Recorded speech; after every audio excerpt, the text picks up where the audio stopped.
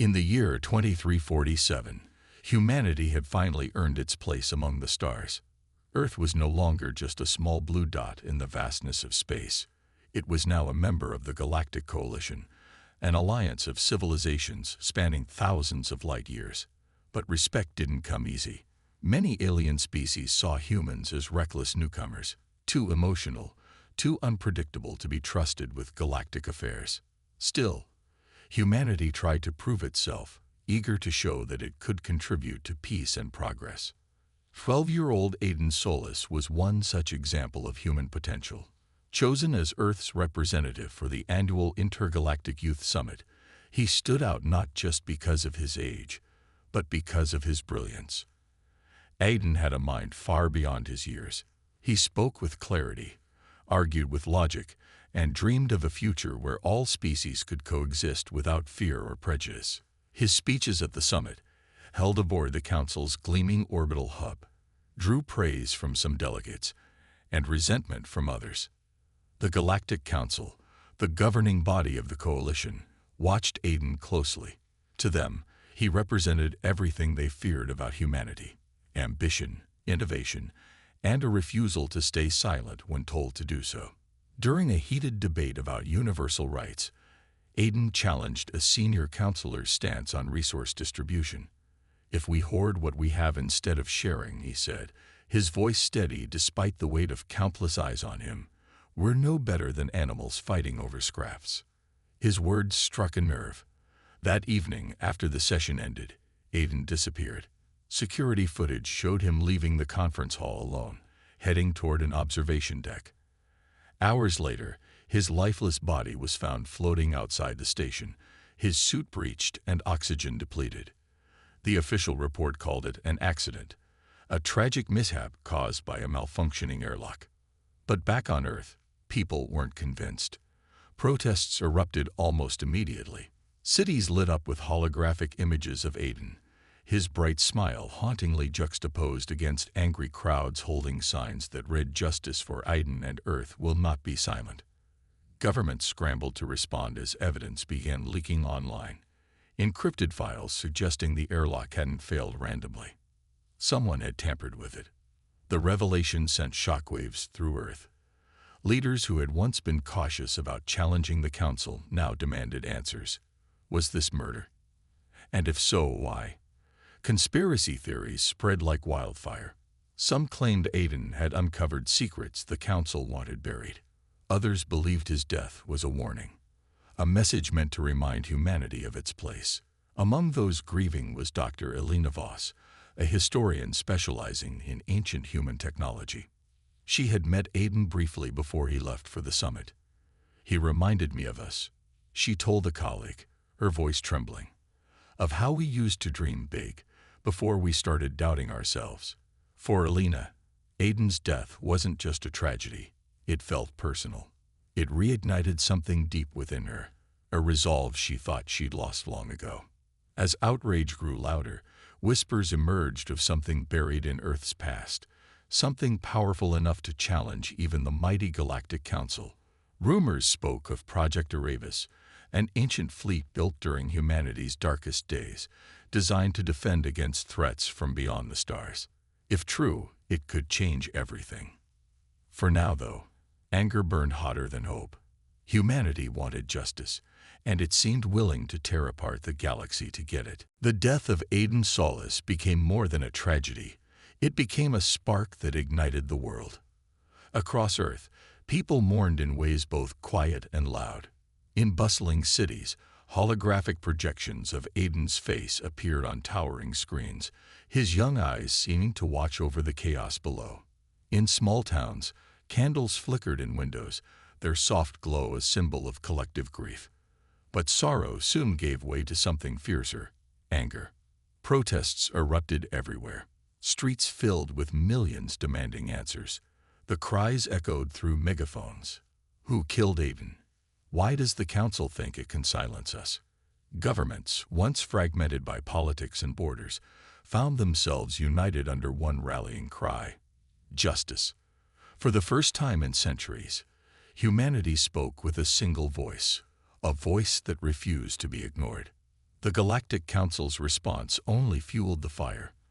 Their official statement dismissed Aiden's death as an unfortunate accident, offering condolences but no accountability. To many humans, this felt like mockery. How could they brush aside the life of a child who had dared to challenge them? Leaked documents suggested otherwise. Encrypted files revealed internal communications hinting at deliberate sabotage. Someone wanted Aiden silenced. Dr. Elena Voss couldn't shake the feeling that there was more to uncover. Sitting in her dimly lit office, surrounded by dusty books and ancient artifacts, she stared at a grainy image of Aiden on her screen. His words from their brief meeting replayed in her mind. "We have to believe we're stronger than they think we are." She clenched her fists. If the Council thought humanity would bow its head, they were wrong. Elena wasn't alone in her suspicions. Commander Marcus Kane, a stoic military strategist known for his unyielding discipline, shared her determination. Together, they began piecing together fragments of information buried in Earth's history. Ancient archives hinted at something extraordinary, a project long forgotten by most, yet whispered about in legends. Project Erebus. Rumors described it as humanity's ultimate safeguard. Built during a time when fear of alien invasion loomed large, it was said to be a fleet unlike anything seen since, an armada equipped with weapons far beyond modern technology. Powered by quantum cores derived from dark matter, these ships were designed not just to defend but to dominate. Yet, according to records, the project had been abandoned millennia ago, deemed too dangerous even for humanity's own hands. Could it still exist? And if so, could it help them fight back? As public fury reached a boiling point, governments secretly tasked teams with investigating these rumors.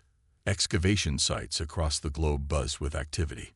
Deep beneath Antarctica's frozen expanse, scientists uncovered Vault Omega, a hidden facility untouched for centuries. Inside, walls lined with dormant machinery bore the insignia of Erebus. Hope stirred among those who saw it. But hope came with complications. Reactivating such advanced technology wouldn't be easy. The quantum cores required precise calibration, and activation codes were scattered across Earth's fractured archives. Retrieving them meant racing against time, and possibly spies sent by the Council to suppress the truth. Meanwhile, tensions escalated between Earth and the Coalition. Diplomatic channels broke down entirely after leaked footage surfaced showing high-ranking council members discussing Aiden's assassination as a necessary sacrifice. Alien nations divided into factions, some siding with Earth, others defending the Council. Humanity stood isolated, but resolute. For Elena, every new discovery brought clarity and dread. Unearthing Erebus might give humanity the power to confront its enemies, but wielding such force carried risks. Could they handle it responsibly, or would revenge blind them to the consequences? One thing was certain: Earth would not stay silent. Not anymore. The discovery of Vault Omega beneath Antarctica's icy surface was nothing short of a miracle or a warning. Scientists and engineers worked tirelessly in the dimly lit corridors of the ancient facility, their breath visible in the freezing air as they pieced together fragments of humanity's forgotten past. The walls were lined with dormant machinery, etched with symbols that had not been seen for thousands of years. At the center of it all stood a massive chamber, its floor engraved with the insignia of Erebus, a black sun surrounded by jagged rays. Dr. Elena Voss stared at the emblem, her heart pounding. She had spent years studying Earth's history, but nothing could have prepared her for this. Every piece of evidence pointed to one staggering conclusion. Project Erebus wasn't just a theory. It was real. Humanity had once built an armada so powerful that even the most advanced alien civilizations would struggle to match it. But why had it been abandoned? And why had no one spoken of it since? Commander Marcus Kane joined her in the chamber, his boots crunching against the frost-covered floor. "This changes everything," he said, his voice low but firm. His sharp eyes scanned the room, taking in the rows of consoles and control panels covered in dust. "If we can reactivate these ships, we'll have leverage against the Council." "It's not that simple," Elena replied, turning to face him. Her tone was cautious, almost hesitant. These quantum cores, they're unstable. Without proper calibration, activating them could destabilize Earth's magnetic field. We're talking about catastrophic consequences. Kane nodded, though his expression remained grim. We don't have much choice. If we don't act now, the Council will crush us before we even get a chance to fight back. Elena sighed, knowing he was right. They couldn't afford to wait. Word had spread quickly about Vault Omega, and already there were whispers of sabotage attempts from unknown sources. Someone, likely agents sent by the Council, was trying to destroy any hope Earth had of reclaiming its ancient fleet. Time was running out. The team divided into groups, each tasked with solving a different puzzle. Some focused on deciphering the cryptic instructions left behind by the project's creators, while others worked to restore power to the facility's long-dormant systems. Elena took charge of interpreting the activation codes scattered across Earth's archives. Each fragment was like a piece of a jigsaw puzzle, holding clues to bringing Erebus online. One breakthrough came when they discovered a holographic log buried deep within the vault. The recording showed an elderly scientist speaking urgently into the camera. "If you found this, then our worst fears may have come true," he said, his voice trembling. "The fleet is humanity's last resort, but use it wisely. Power without purpose leads only to destruction." Elena paused the recording, her mind racing. What did he mean by worst fears? Was the fleet meant to defend against alien threats, or something else entirely? As she replayed the message, Kane entered the room, his face tense. "We've got trouble," he said. "Saboteurs breached the perimeter. Security teams are holding them off. But we need to move faster." Elena nodded, her resolve hardening. Whatever dangers lay ahead, they had no choice but to press on. Activating Erebus was their only shot at justice and survival. As the hours passed, progress became tangible. Lights flickered on throughout the facility, illuminating corridors that had been dark for millennia. Machines hummed back to life, responding to commands inputted by frantic technicians. Slowly but surely, the pieces began falling into place. By dawn, the first ship emerged from its icy tomb, a colossal vessel called Sol Invictus, or Unconquered Sun. Its sleek design gleamed under artificial lights, and its weapons arrays bristled with untapped power. For the first time in centuries, humanity stood ready to challenge the stars. But as Elena looked at the towering warship, a thought lingered in her mind. Are we unleashing salvation or chaos? The revelation of Erebus sent shockwaves through Earth and beyond. News of the ancient fleet's existence leaked to the Galactic Council faster than anyone could contain it. Humanity's secret weapon was no longer a secret, and the galaxy braced for what came next. The Council's response was swift and calculated. Official broadcasts condemned Earth for recklessly endangering galactic stability, painting the activation of Erebus as an act of aggression rather than self-defense. But behind closed doors, panic spread among Council members. They had underestimated humanity once before, and now they feared paying the price.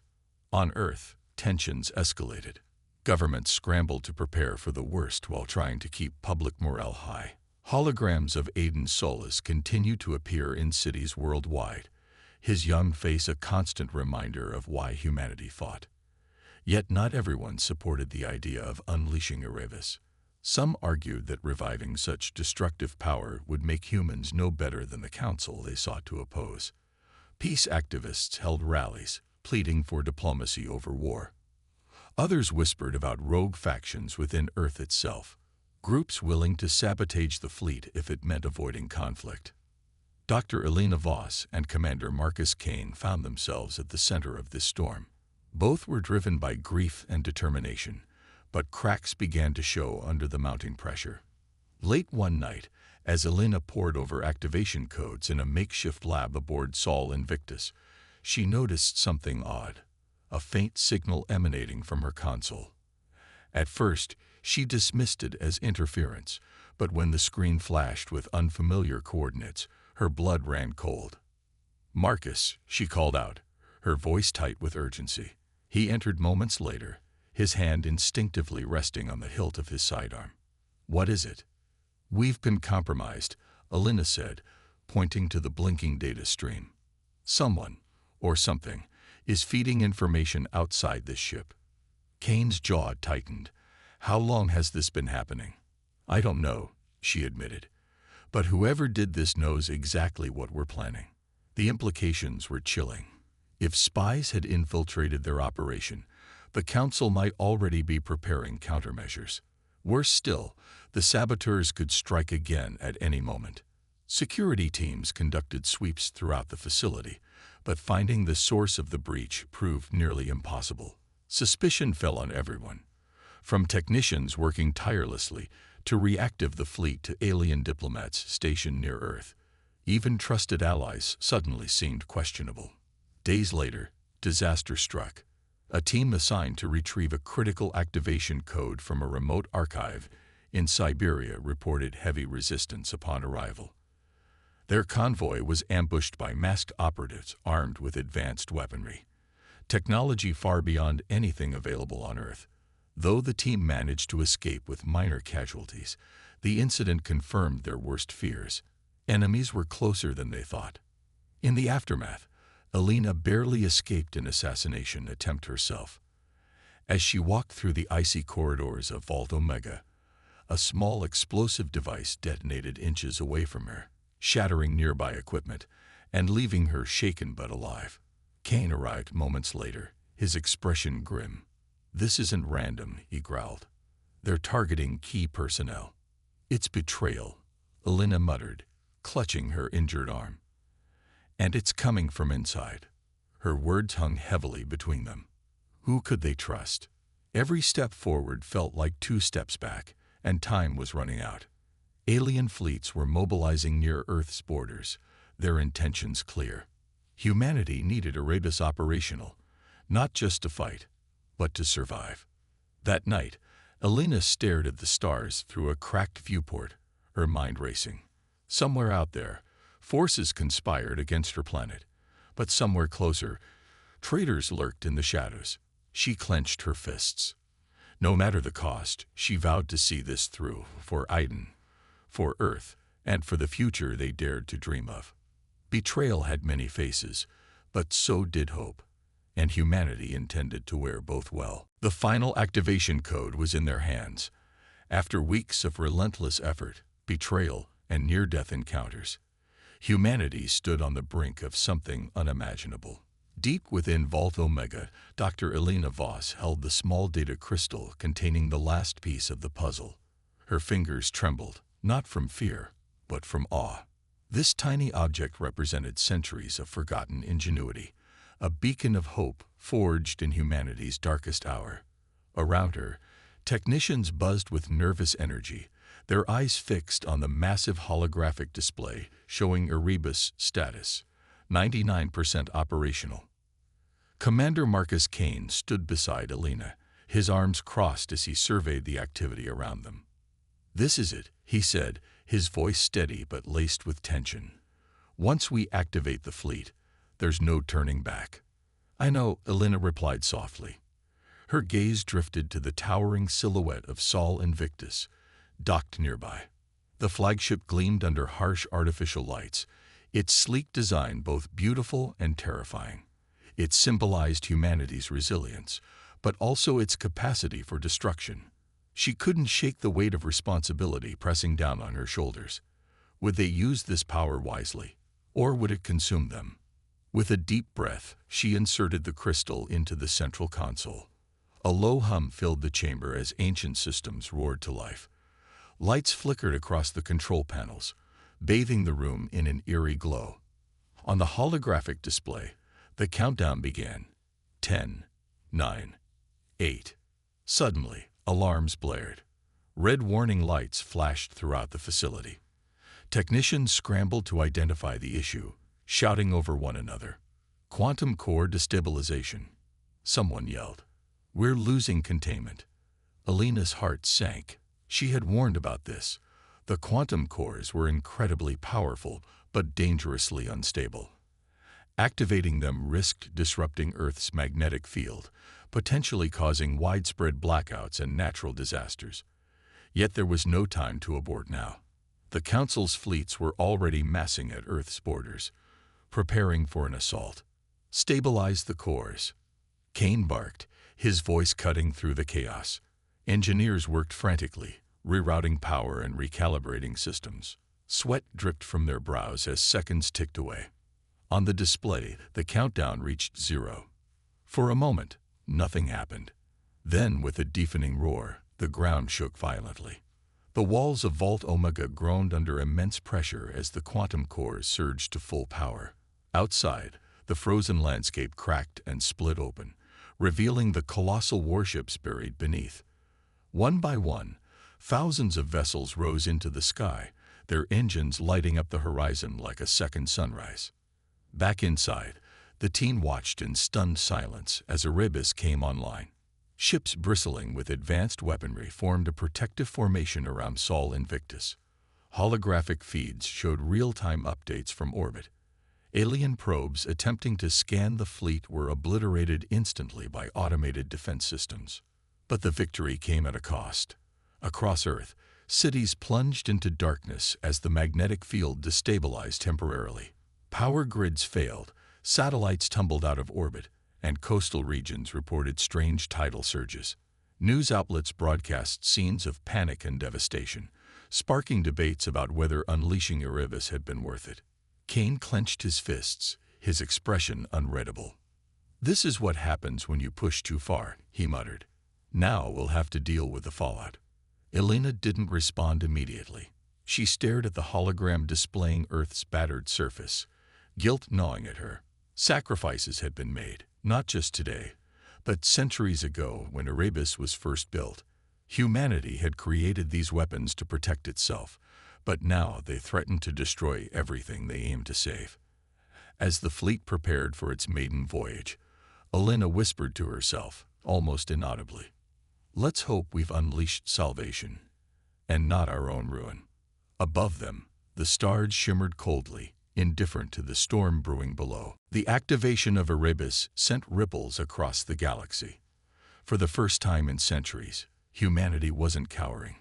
It was standing tall, its ancient fleet a stark reminder that Earth would not be pushed around. The Council's initial shock quickly gave way to outrage. Emergency sessions were convened aboard their orbital hub, with counselors debating how to respond to this unprecedented challenge. Some argued for immediate military action. Others suggested diplomacy might still salvage the situation. But one thing was clear: the balance of power had shifted. Back on Earth, leaders gathered in a secure underground bunker to discuss their next move. Holographic projections of alien fleets hovered ominously over the conference table, their numbers daunting but not insurmountable. "They're testing us," Commander Marcus Kane said, pointing to clusters of ships near Earth's borders. "If we don't act decisively, they'll see our fleet as nothing more than a bluff." Dr. Elena Voss nodded, her expression grim. "We need to send a message, not just to the Council, but to everyone watching. Humanity isn't afraid anymore." After hours of heated debate, a decision was made. Earth would issue an ultimatum, broadcast live across the galaxy. The message was simple yet chilling: surrender those responsible for Aiden's soulless death, or face annihilation. It was a bold gamble, one that could either unite humanity's allies or isolate them further. But there was no turning back now. When the transmission went live, billions tuned in to watch. Elena stood beside Kane in the command center of Sol Invictus, her hands clasped tightly together as cameras captured every word. Behind them loomed the vast Armada, its ships gleaming against the blackness of space. The sight alone sent shivers through viewers, human and alien alike.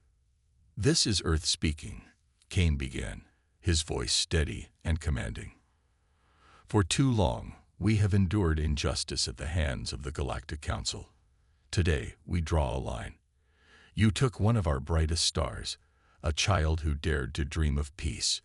In doing so, you declared war, Surrender the individuals responsible by the end of this cycle, or prepare to face the consequences. The response was immediate and explosive. Across the galaxy, opinions divided sharply. Some species praised Earth's courage, seeing it as a chance to dismantle the Council's corrupt regime. Others condemned the ultimatum as reckless provocation, warning of the chaos that would follow. Within the Council itself, cracks began to form. Factions loyal to Chancellor Voreth called for retaliation, while dissenting members urged restraint, fearing the wrath of Erebus. Amidst the turmoil, skirmishes erupted along disputed borders. Alien patrols clashed with human reconnaissance drones, each side probing the other's defenses. Tensions escalated when a Council supply convoy was intercepted by Earth forces near Jupiter. The cargo, weapons-grade materials destined for enemy fleets, was seized, providing humanity with valuable intel about their adversaries' plans. Meanwhile, whispers of rebellion spread among alien nations. A faction known as the Lumina Collective emerged from the shadows, declaring solidarity with Earth.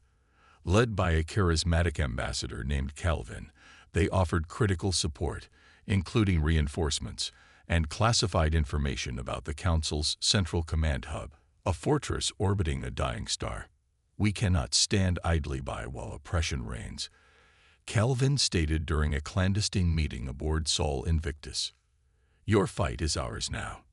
Elena listened intently, gratitude swelling within her.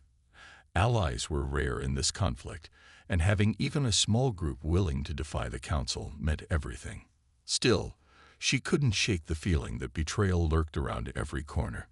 Trust was fragile in times of war. As preparations continued, Kane addressed his crew. "This isn't just about revenge," he said, his tone firm yet compassionate. "It's about proving we're worthy of respect. We carry the hopes of billions, not just humans, but all beings who believe in justice." Above them, the stars burned bright, witnesses to humanity's defiance. War was inevitable, but so was hope. And for the first time in years, Earth felt ready to embrace both. The battle plan was set. Humanity's ancient fleet, Erebus, would launch a daring assault on the Council's central command hub, a fortress orbiting a dying star known as the Star Forge. It was the heart of the Council's power, a heavily fortified station bristling with weapons and shielded by layers of advanced defenses.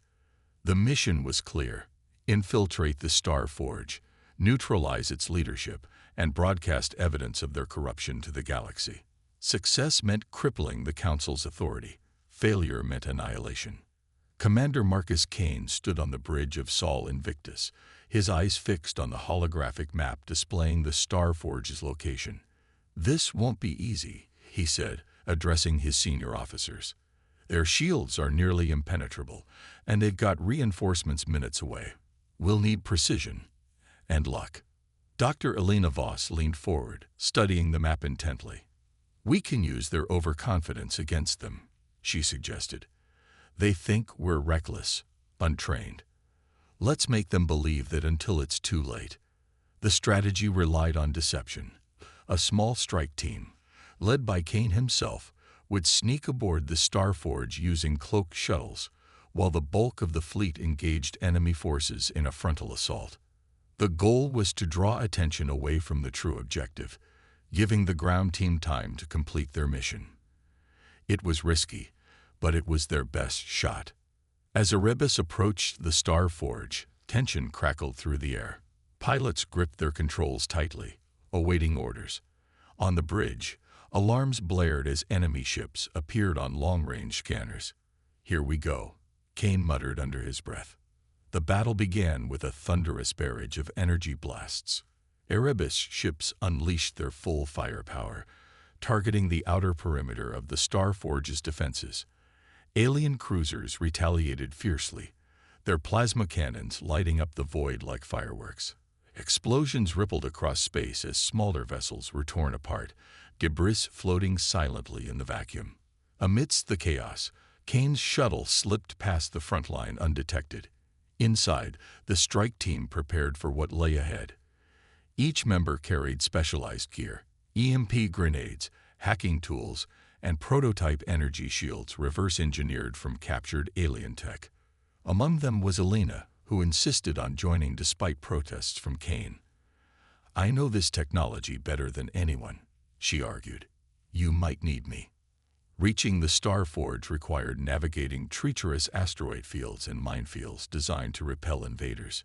Shields flared as the shuttle narrowly avoided collisions, its cloaking device flickering under stress.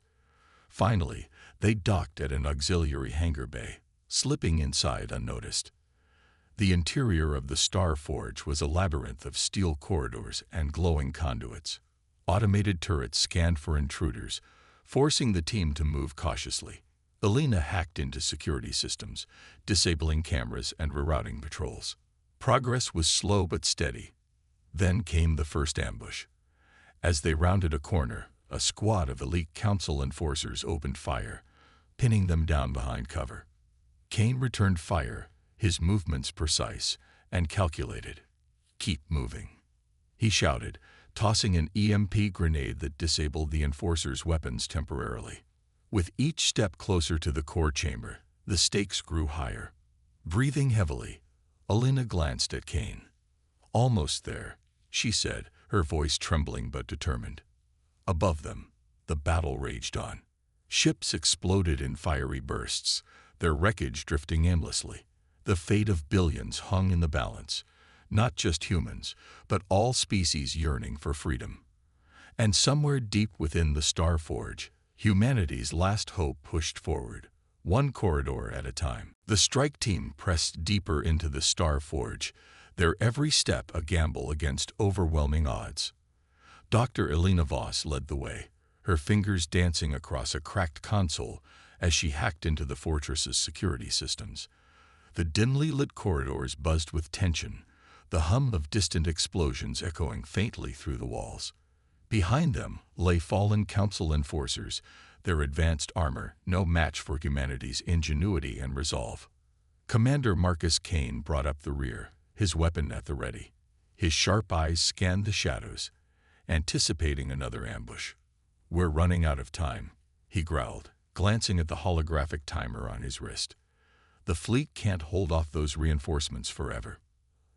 Elena nodded, her focus unbroken. "Just a little further. The core chamber is just ahead." She accessed a map of the facility, highlighting their path in red. The final stretch was a straight shot, but it passed through a heavily guarded checkpoint. Getting past it undetected would be nearly impossible. As they approached, the team huddled behind a stack of crates, observing the enemy's movements. A squad of Council soldiers patrolled the area, their weapons glowing ominously. Beyond them loomed massive blast doors, the entrance to the core chamber where Chancellor Voreth, the mastermind behind Aiden's soulless murder, was believed to be hiding. Kane tapped Elena's shoulder and whispered, "Can you disable the guards remotely?" She hesitated before shaking her head. "Not without triggering an alarm. We'll have to do this the hard way." With a deep breath, Kane signaled the team to prepare. They moved swiftly, lobbing EMP grenades into the corridor.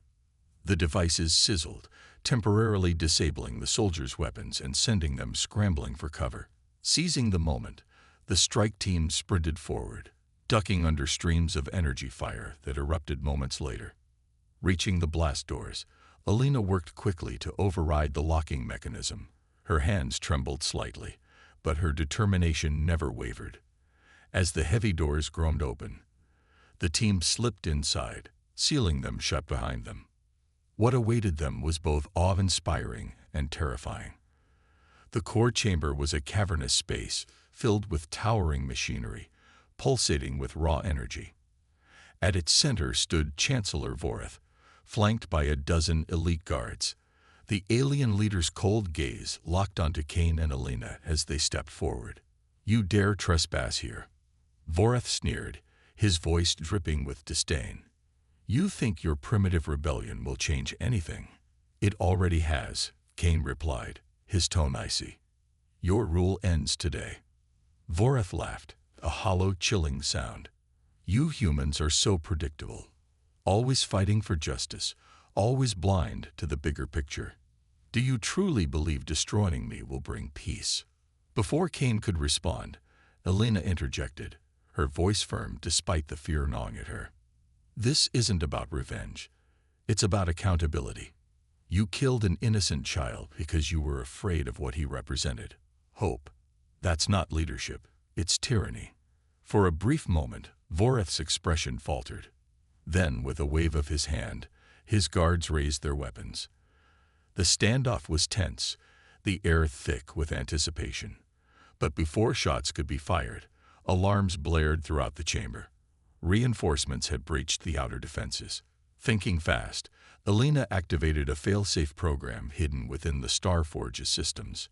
Holographic screens flickered to life, displaying evidence of the Council's crimes, not just against Earth, but against countless other species. Betrayals, assassinations, resource hoarding, all laid bare for the galaxy to see. This goes live in 60 seconds, she announced, holding Voreth's gaze. Surrender now, or let the truth destroy you. Voreth hesitated, his arrogance crumbling under the weight of exposure. For the first time, uncertainty flickered in his eyes. Outside, the battle raged on. Ships clashed in fiery bursts, their wreckage scattering across the void. Back aboard Sol Invictus, pilots fought desperately to hold the line, knowing that everything depended on the strike team's success.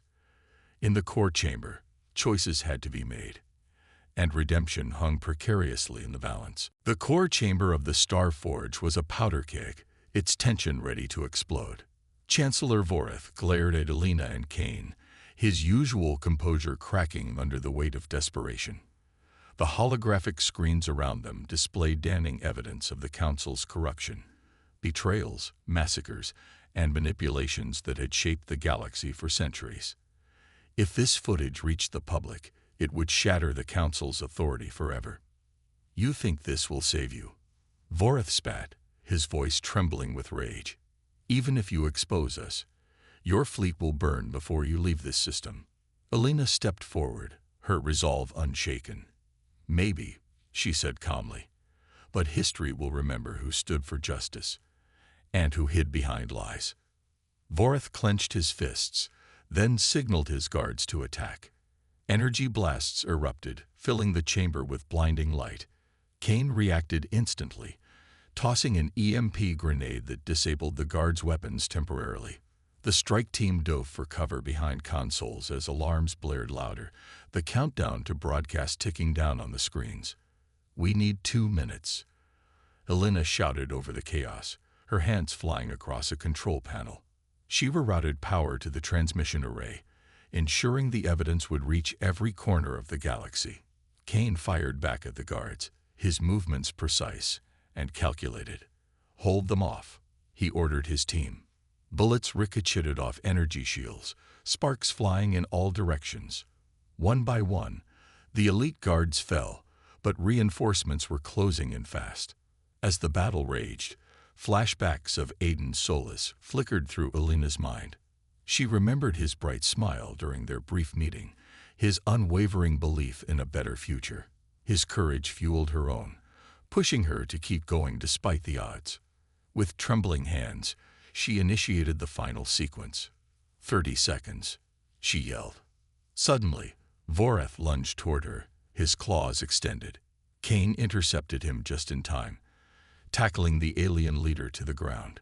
The two grappled fiercely, each fighting for survival.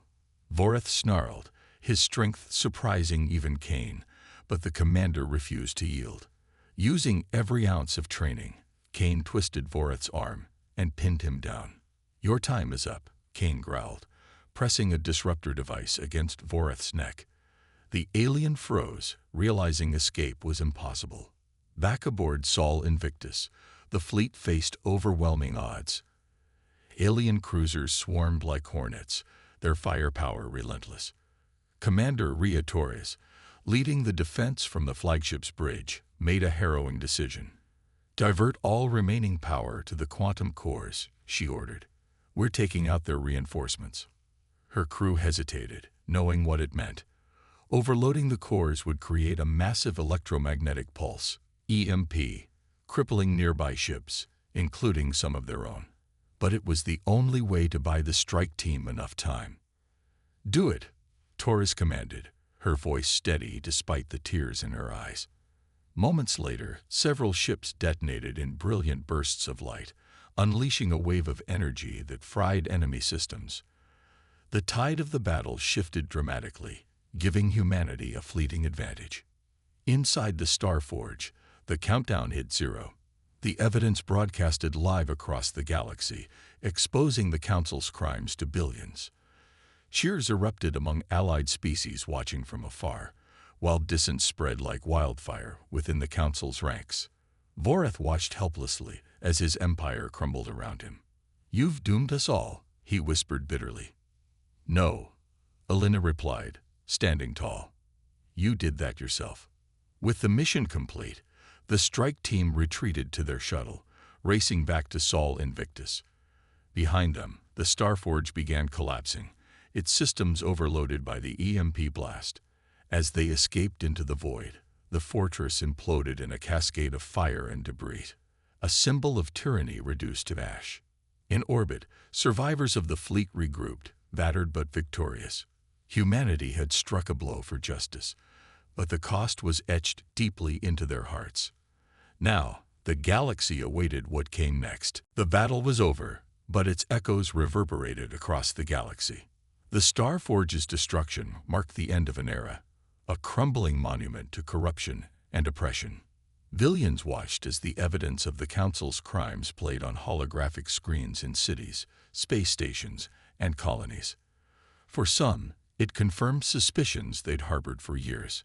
For others, it shattered illusions of peace and stability. The Galactic Council, once an untouchable institution, now stood fractured, its leaders either dead or fleeing into hiding. On board Sol Invictus, Commander Marcus Kane stared out at the wreckage floating silently in the void. His face bore the weight of countless sacrifices, lives lost, friendships tested, and dreams deferred. Yet amidst the sorrow, a flicker of hope burned within him. "We did it," he murmured, more to himself than anyone else.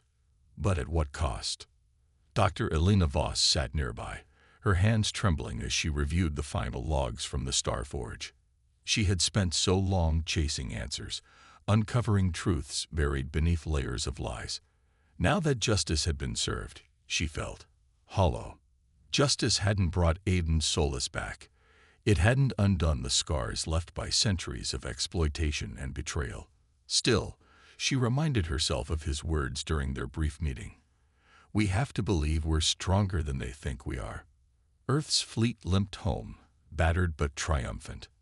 Alien species that had once dismissed humanity as reckless upstarts now looked to Earth with newfound respect and gratitude. Members of the Lumina Collective approached Sol Invictus with offers of support, pledging to help rebuild both Earth and the fractured galaxy. Ambassador Calvin addressed humanity publicly, calling them beacons of courage who had dared to challenge tyranny when no one else would. Back on Earth, celebrations erupted in streets worldwide. Holograms of Aidan appeared once again, this time not as symbols of tragedy, but as reminders of resilience. Governments worked tirelessly to repair the damage caused by the quantum core's destabilization, restoring power grids and calming panicked populations. Slowly, life began returning to normal, but nothing could erase the lessons learned. In a somber ceremony aboard Sol Invictus, Kane and Alina honored those who had fallen. Each name was read aloud, accompanied by a moment of silence. When Aidan's name was called, Alina stepped forward, placing a small data crystal containing his speeches and ideas into a memorial capsule. "He dreamed of a brighter tomorrow," she said softly. "Let us build it together." As weeks passed, discussions about the future of the galaxy took center stage. Humanity advocated for reforms within the coalition, pushing for transparency, equality, and cooperation. Though skepticism lingered among some alien factions, many embraced the opportunity to forge a new path, one where power wasn't wielded through fear, but shared through trust. Alina returned to Vault Omega 1 last time, standing before the dormant machinery of Erebus. The fleet had been decommissioned, its ships locked away as relics of humanity's darkest hour. But its existence served as a reminder, a warning against complacency and a testament to humanity's capacity for both destruction and redemption. Above Earth, the stars shimmered brightly, indifferent yet eternal. Humanity had proven itself capable of greatness, but also of humility. As Alina gazed upward, she whispered under her breath, "For Aiden, for all of us." And for the first time in decades, the galaxy dared to dream of peace.